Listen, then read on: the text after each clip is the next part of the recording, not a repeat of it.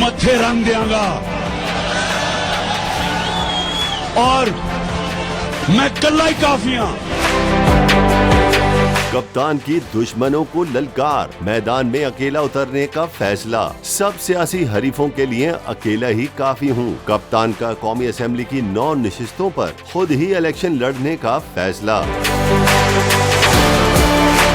कप्तान के दबंग फैसले पर अवाम की भरपूर पजीराई। अवाम ने किया कप्तान के फैसले को दिल से कबूल। कौमी असेंबली की 9 नशिस्तों पर होने वाले ज़िमनी इंतखाबात में इमरान खान ने खुद लड़ने का ऐलान किया तो सोशल मीडिया सार्फिन ने खान के फैसले को सराहा। ट्विटर पर टॉप ट्रेंड भी बन गया।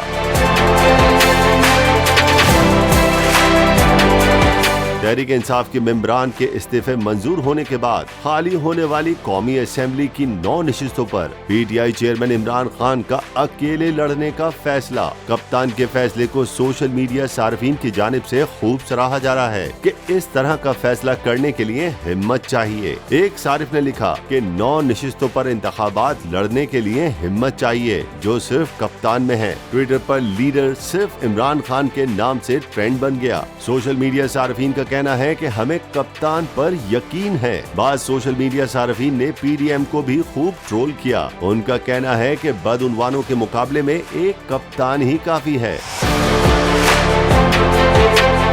मथे रंग देंगा और मैं कल्ला ही काफी हूं।